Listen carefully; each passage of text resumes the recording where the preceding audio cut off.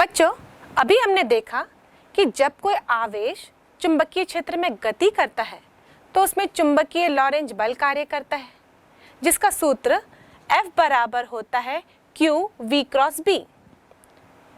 अब ये आवेश मान लीजिए किसी चालक में प्रवाहित हो रहे हैं, तो बल चालक में भी लगना चाहिए और आवेश प्रवाह की दर को हम धारा कहते हैं। यानी कि जब किसी चालक में विद्युत धारा प्रवाहित हो रही है और वह चालक चुंबकीय क्षेत्र में रखा जाता है तो उस चालक पर भी बल कार्य करता है। तो आइए देखें कि इस चालक पर यह बल किस तरह कार्य करेगा। इसके लिए हमने एक इलेक्ट्रिकल सर्किट बनाया है जिसमें हमने एक बैटरी जोड़ा है, इसमें कनेक्टिंग वायर जोड़ा है और साथ ही जोड़ा है एक स्विच। जैसे ही हम स्विच को क्लोज करते हैं यानी सर्किट को पूरा करते हैं, इस परिपथ में से धारा प्रवाहित होगी। अब हम इस तार को एक जगह पर यू शेप में मोड़ देते हैं ताकि उसमें कोई मूवमेंट हो, उस पर कोई बल लगे तो वो हमको आसानी से नजर आए। अब मान लीजिए इस यू शेप मुड़े हुए चालक तार के पास हम एक चुंबक लाके रखते हैं। हमने यहाँ पर एक नाल चुंबक लिया है। यह नाल चुंबक के जो दो छोर होंगे यानी कि दो ध्रुव होंगे, उत्तरी ध्रुव और दक्षिणी ध्रुव, ये इस तार के दोनों तरफ एक समान चुंबकीय क्षेत्र प्रदान करेंगे। तो यहाँ पर हमने इस नाल चुंबक का उपयोग किया है। अब जैसे इस नाल चुंबक को इस तार के पास लाया जाता है, जब इसमें कोई धारा प्रवाहित नहीं हो रही थी तो तार ये यू शेप का मुड़ा हुआ ये अपनी जगह पर था। लेकिन जैसे ही हम परिपथ को क्लोज करते हैं, पूर्ण करते हैं, यानी कि इसमें से धारा प्रवाहित होती है, तो हम देखते हैं कि ये यू शेप का जो चालक यहाँ पर मुड़ा हुआ था वो विक्षेपित हो गया। विक्षेपित हो रहा है मतलब वहाँ पर कोई बल कार्य कर रहा है जो उस तार को अपनी दिशा में खींच रहा है। अब इसको और कंफर्म करने के लिए हम चुंबक के ध्रुवों को पलट देते हैं, यानी कि चुंबकीय क्षेत्र की दिशा को पलट देते हैं। जब चुंबकीय क्षेत्र की दिशा पलट जाएगी तो यकीनन उस बल की दिशा भी विपरीत हो जानी चाहिए। अब देखते हैं कि ये चालक तार किस दिशा में विक्षेपित होता है। जैसे ही हमने इस सर्किट को पूर्ण किया, हम देख रहे हैं मैग्नेट की ध्रुवता को पलटने के बाद यहाँ पर ये यू शेप का जो तार लटका हुआ था उस पर भी बल की दिशा विपरीत हो गई, क्योंकि ये दूसरे दिशा में विक्षेपित हो गया। इसका मतलब ये कंफर्म हो गया कि जब कोई धारावाही चालक किसी चुंबकीय क्षेत्र में रखा जाता है तो उस पर बल कार्य करता है। अब इसका सूत्र क्या होगा? लॉरेंज बल का सूत्र किसी आवेश पर चुंबकीय क्षेत्र में रखे जाने पर दिया जाता था F = QV क्रॉस B। अब इसी समीकरण को मैं समय से गुणा कर दूं और समय से भाग दे दूं ताकि ये इक्वेशन बैलेंस रहे, इसलिए गुणा कर रहे हैं तो भाग भी देना पड़ेगा। तो ये समीकरण हो जाएगा QV क्रॉस B। अब मैं V के साथ T को गुणा कर देती हूँ और इस समीकरण को T से भाग भी दे देती हूँ। समय अदिश राशि है, इसलिए इसको गुणा करेंगे किसी सदिश के साथ तो उसकी दिशा में कोई परिवर्तन नहीं आएगा, इसलिए हम यहाँ पर समय को गुणा कर दी। अब आवेश बटे समय यानी कि आवेश प्रवाह की दर, इसे हम धारा कहते हैं। तो Q/T के जगह लिखूंगी मैं I। वेग इंटू समय ये हो जाती है दूरी। हम जानते हैं वेग बराबर होता है दूरी बटे समय। अब मान लीजिए इस चालक तार की लंबाई L है, यानी कि आवेश इस L लंबाई को तय कर रहा है, यानी कि इसके द्वारा तय की गई दूरी L है। उस कंडीशन में हम लिखेंगे वेग बराबर L/T और यहाँ से L बराबर हो जाएगा V × T। तो इस V × T के स्थान पर हम इस चालक तार की लंबाई लिख सकते हैं। तो यहाँ पर हम लिखेंगे L क्रॉस B।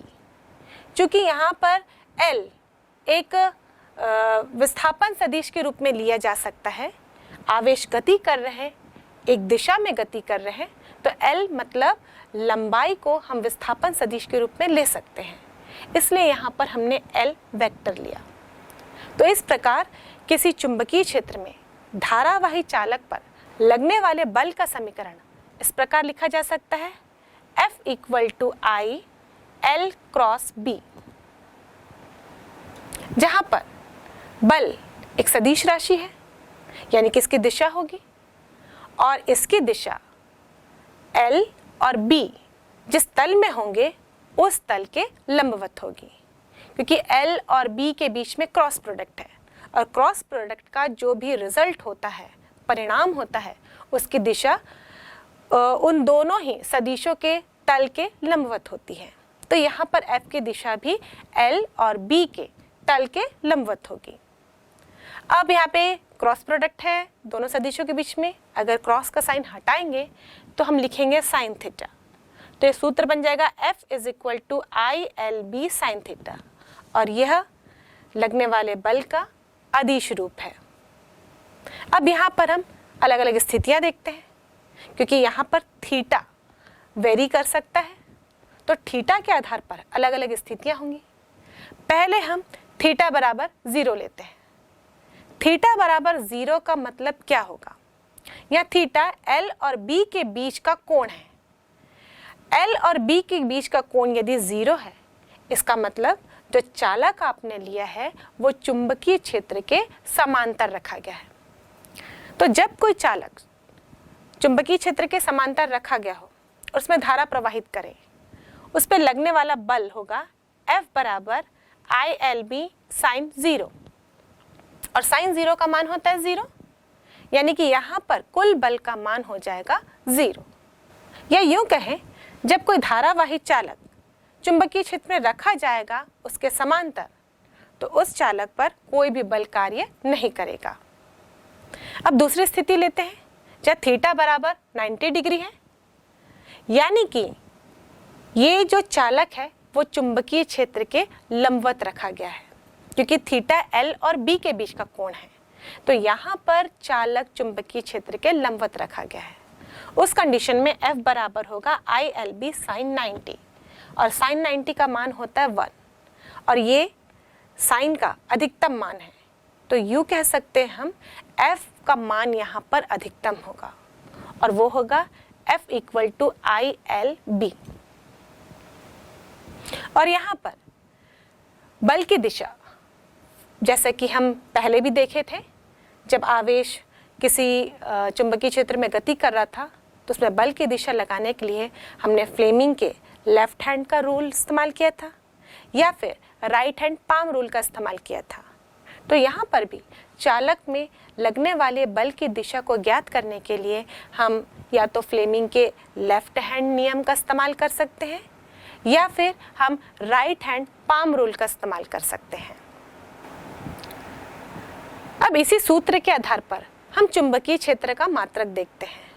बच्चों, ये क्वेश्चन एग्जाम में भी आता है कि किसी धारावाही चालक पर चुंबकीय क्षेत्र में रखने पर लगने वाले बल के आधार पर चुंबकीय क्षेत्र का मात्रक तथा उसकी विमीय सूत्र ज्ञात कीजिए। तो आइए हम इस सूत्र के आधार पर चुंबकीय क्षेत्र का मात्रक और इसका विमीय सूत्र ज्ञात करते हैं। सूत्र है F = ILB साइन थीटा, तो B बराबर होगा F/IL साइन थीटा। यहाँ थीटा L और B के बीच का कोण था, और जब आप कोण लेंगे कोई भी और उसकी जिया निकालेंगे तो आपको एक मान मिलेगा, यानी कि परिमाण मिलेगा। इसलिए हम लोग यहाँ पर इसको मात्रक निकालने के समय हटा देते हैं। इसका मात्रक हम यहाँ पर नहीं लिखेंगे, क्योंकि कोण का मात्रक हम जनरली डिग्री या अंश में निकालते हैं, और यहाँ पर हमको जब उसका मान मिल जाएगा तो उसकी मात्रक लिखने की आवश्यकता नहीं है। तो यहाँ पर हम B का मात्रक ज्ञात करने के लिए बल का SI मात्रक लेंगे, जो कि न्यूटन होता है, धारा का SI मात्रक एम्पियर, और लंबाई का SI मात्रक मीटर। तो इस प्रकार चुंबकीय क्षेत्र की तीव्रता का SI मात्रक हो जाएगा N/एम्पियर × मीटर, यानी कि न्यूटन प्रति एम्पियर प्रति मीटर। अब इसका विमीय सूत्र देखते हैं। बल का विमीय सूत्र होता है MLT - 2, धारा का एम्पियर यानी कि A, और लंबाई यानी कि मीटर के लिए हम लिखते हैं L। यहाँ ऊपर और नीचे से एक एक L कैंसिल हो जाएंगे, तो विमीय सूत्र चुंबकीय क्षेत्र का होगा M L0 T-2 A-1। तो इस प्रकार हम इस सूत्र की सहायता से चुंबकीय क्षेत्र का मात्रक और उसका विमीय सूत्र दोनों ज्ञात कर सकते हैं। अब हम दो धारावाही चालकों के बीच में लगने वाले बल के बारे में चर्चा करते हैं। मान लीजिए एक धारावाही चालक है जिसको हमने PQ से दर्शाया है। इसमें इस तीर के निशान की दिशा में धारा प्रवाहित हो रही है, यानी यूं कहो कि ऊपर की ओर। बच्चों, यहाँ पर जब भी हम चुंबकीय क्षेत्र के बारे में बात करें या बल के बारे में बात करें, ये सदिश राशि होती है, और जब भी सदिश राशि के बारे में हम चर्चा करें तो उसकी दिशा का बहुत महत्व होता है। तो यहाँ पर यह ध्यान रखना जरूरी है कि ये चालक तार किस दिशा में रखा गया है, कैसे रखा गया है, कौन से तल पे है। मान लीजिए ये जो PQ हमने धारावाही चालक लिया था, ये इस बोर्ड के तल पे है, या यूँ कहे कि आपके कॉपी के कागज के तल पे है, और धारा नीचे से ऊपर की ओर प्रवाहित हो रही है। अब इस चालक तार के चारों ओर अपना चुंबकीय क्षेत्र उत्पन्न हो जाएगा, क्योंकि हम जानते हैं कि धारावाही चालक तार के चारों ओर चुंबकीय क्षेत्र उत्पन्न होता है। अब इसकी चुंबकीय क्षेत्र की दिशा बताने के लिए हम राइट हैंड के अंगूठे का नियम इस्तेमाल करते हैं। यदि मैं इस धारावाही चालक तार में धारा की दिशा में अपना अंगूठा रखूं, तो मेरी उंगलियां जिस दिशा में मुड़ेंगी उस दिशा में चुंबकीय क्षेत्र होगा, और ये चुंबकीय क्षेत्र इस तार के चारों ओर समकेंद्रीय वृत्तों के रूप में होगा। तो यहाँ इस कंडीशन में भी वैसे ही होगा। आपकी कॉपी के कागज तल में ये PQ चालक रखा गया है, और आपकी कॉपी के कागज तल के लंबवत समकेंद्रीय वृत्तों के रूप में चुंबकीय क्षेत्र उत्पन्न होगा। अब मान लीजिए हम एक दूसरा चालक ला रहे हैं RS। इसे हम पहले वाले चालक के चुंबकीय क्षेत्र के अंदर ला रहे हैं। अब इस चालक में भी बल कार्य करेगा यदि इस चालक में धारा प्रवाहित होगी। मान लीजिए इस RS चालक में भी ऊपर की ओर धारा प्रवाहित हो रही है, और यह RS चालक भी इस बोर्ड तल में रखा गया है या आपके कॉपी के कागज तल में रखा गया है। मतलब ये PQ और RS दोनों ही चालकों के तल एक समान हैं, ये दोनों एक ही तल में रखे गए हैं, और दोनों में एक ही दिशा में धारा प्रवाहित हो रही है, यानी नीचे से ऊपर की ओर। अब ये दूसरे वाले चालक RS में पहले वाले के चुंबकीय क्षेत्र के कारण बल लगेगा। वैसे ही जब हम दूसरे वाले चालक RS को देखें, इसमें भी I2 धारा प्रवाहित हो रही थी मान लीजिए, तो इसके चारों तरफ भी इसका अपना चुंबकीय क्षेत्र होगा, और ये चुंबकीय क्षेत्र भी यदि हम राइट हैंड अंगूठे के नियम से निकालें तो ये भी इस कागज तल में, आपकी कॉपी के कागज तल में समकेंद्रीय वृत्तों के रूप में लंबवत होगा, या यूं कहें इस बोर्ड में लंबवत होगा समकेंद्रीय वृत्तों के रूप में। अब इसके चुंबकीय क्षेत्र में ये PQ रखा गया है, यानी PQ पर भी बल कार्य करेगा, या यूं कहें कि पहले वाले चालक के चुंबकीय क्षेत्र के कारण दूसरे वाले चालक पर बल लगेगा, दूसरे वाले चालक के चुंबकीय क्षेत्र के कारण पहले वाले चालक पर बल लगेगा। अब ये बल कितना होगा और इसकी दिशा क्या होगी, ये ज्ञात करते हैं। तो पहला वाला चालक PQ, जिसमें I1 धारा ऊपर की ओर बह रही है, इसमें चुंबकीय क्षेत्र समकेंद्रीय वृत्तों के रूप में है। अब इसके कारण इस RS चालक पर चुंबकीय क्षेत्र की तीव्रता ज्ञात करेंगे। इस PQ का चुंबकीय क्षेत्र मान लीजिए हमने B1 लिया है, और सूत्र अनुसार हम जानते हैं किसी भी लंबे धारावाही चालक के कारण चुंबकीय क्षेत्र की तीव्रता B बराबर होती है μ0 I/2 पाई R। मान लीजिए जहां R दूरी होती है जिस बिंदु पर हमको चुंबकीय क्षेत्र की तीव्रता ज्ञात करना है। मान लीजिए इन दोनों चालकों के बीच की दूरी D है, मतलब d दूरी पर ये दूसरा चालक RS रखा गया है। तो यहाँ पर पहले वाले चालक के कारण चुंबकीय क्षेत्र की तीव्रता B1 बराबर होगी μ0 I1 अपॉन 2 पाई d। अब इस चुंबकीय क्षेत्र की दिशा चालक RS में किस तरफ होगी ये देखते हैं। जैसे कि अंगूठे के नियम से हमने देखा, अब इस RS चालक में देखूं तो मेरी उंगलियां इस बोर्ड के अंदर जा रही हैं, आपकी कॉपी के कागज तल के अंदर नीचे की ओर होंगी लंबवत, और यहाँ बोर्ड के लंबवत अंदर की ओर। अब अंदर की ओर जा रही हैं तो हम यहाँ पर एक गोले के अंदर क्रॉस का निशान लगाएंगे। हमने इसके बारे में पहले चर्चा कर चुकी थी कि क्रॉस का निशान क्यों लगाया जाएगा। तो क्रॉस का निशान लगाया जा रहा है क्योंकि ये तीर का निशान अंदर की ओर जा रहा है, यानी कि हम तीर के पीछे का हिस्सा देख पाएंगे जो कि क्रॉस के रूप में होता है। तुमने क्रॉस लगा दिया। अब इसी चुंबकीय क्षेत्र के कारण RS पर बल लग रहा है। इस बल को मान लीजिए हम F2 लेते हैं, क्योंकि दूसरे चालक पे लग रहा है इसलिए मैंने इसे F2 लिया है। तो F2 बराबर होगा वही दूसरे चालक में बहने वाली धारा। फॉर्मूला क्या है बल का? ILB sine theta. I उस चालक में बहने वाली धारा, L उस चालक की लंबाई, और B जिसके चुंबकीय क्षेत्र में वो रखा गया है। तो हम लिखेंगे F2 बराबर I2 L B1। L चालक तार की लंबाई ली है हमने, B1 हमने लिखा है क्योंकि ये पहले वाले चुंबकीय क्षेत्र के कारण बल का अनुभव कर रहा है। अब साइन थीटा लिखेंगे यहाँ पर आगे, जहाँ थीटा L और B के बीच का कोण होगा। ये हम लोग देख रहे हैं कि L चालक तार की लंबाई है और चुंबकीय क्षेत्र उसके लंबवत काम कर रहा है, यानी कि थीटा बराबर हो जाएगा 90 डिग्री और साइन 90 का मान 1। इसलिए F2 बराबर लिखेंगे I2 L B1।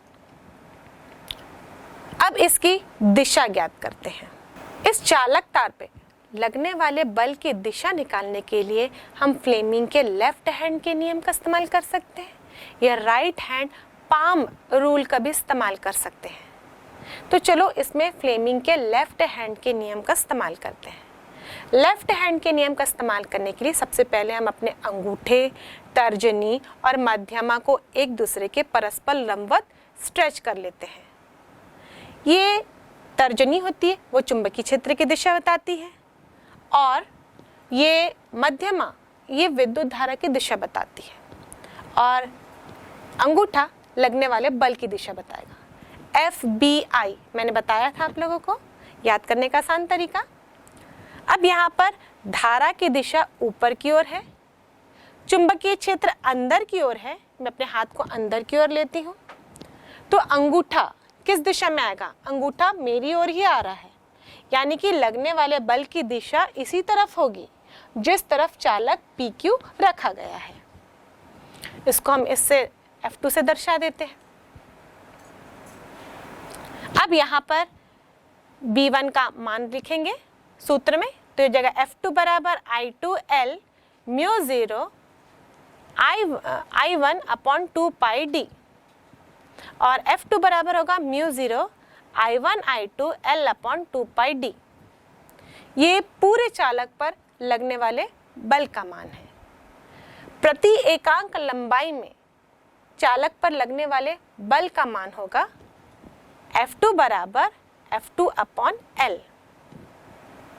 कुल लंबाई से हमने भाग दे दिया तो प्रति एकांक लंबाई के लिए निकल जाएगा बल, तो ये जगह μ0 I1 I2 अपॉन 2 पाई D। अब इस दूसरे चालक RS के कारण जो चुंबकीय क्षेत्र उत्पन्न हुआ था, उस चुंबकीय क्षेत्र में पहला वाला चालक भी लाके रखा गया है। इस पहले वाले चालक पर कितना बल कार्य करेगा वो निकालते हैं। तो सबसे पहले RS का चुंबकीय क्षेत्र कितना होगा, इसे हम दर्शाएंगे B2 से। B2 बराबर होगा μ0 I2 अपॉन 2 पाई D, क्योंकि D दूरी पर ही पहला चालक PQ रखा गया है। अब इस चुंबकीय क्षेत्र की दिशा इस PQ पर क्या होगी ये देखते हैं।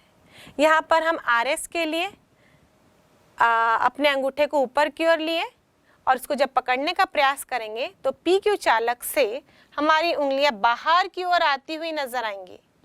बाहर की ओर आ रही हैं, यानी कि इस बोर्ड के लंबवत बाहर की ओर और आपकी कॉपी के कागज तल में लंबवत ऊपर की ओर। इसलिए यहाँ पर हम एक गोला डालकर बिंदु लगा देंगे, क्योंकि जब तीर सामने से देखा जाता है तो वो एक पॉइंट के रूप में ही नजर आता है। तो यहाँ पर हमने चुंबकीय क्षेत्र की दिशा को एक गोला लगाकर बिंदु डाल दिया है। अब इस चालक पर कितना बल कार्य करेगा? बल का फॉर्मूला होगा I1 L B2 sine theta. L यहाँ पर पहले वाले चालक की लंबाई भी उतनी ही ले रहे हैं। अब यहाँ पर थीटा बराबर होगा 90 डिग्री, क्योंकि यहाँ पर चुंबकीय क्षेत्र लंबवत है इस कागज तल के। तो यहाँ पर हम लिखेंगे साइन 90। साइन 90 का मान 1, तो F1 बराबर होगा I1 L B2। अब B2 का मान लिख देते हैं, तो F1 बराबर I1 L mu 0 I2 upon 2 पाई D, और यहाँ से F1 बराबर होगा म्यू 0 अपॉन 2 पाई I1 I2 L upon D। यहाँ पर भी प्रति एकांक लंबाई पर लगने वाले बल की गणना करें तो ये हो जाएगा F1 बराबर F1 अपॉन L।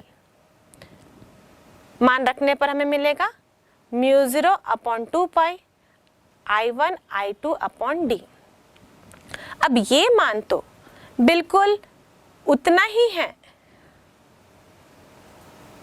अब इस सूत्र से हम देखें तो पहले वाले चालक पर जो बल लग रहा है वो बिल्कुल उतना ही है जितना दूसरे वाले चालक पर बल लग रहा था, यानी प्रति एकांक लंबाई पर दोनों तारों में लगने वाले बल का मान एक समान है।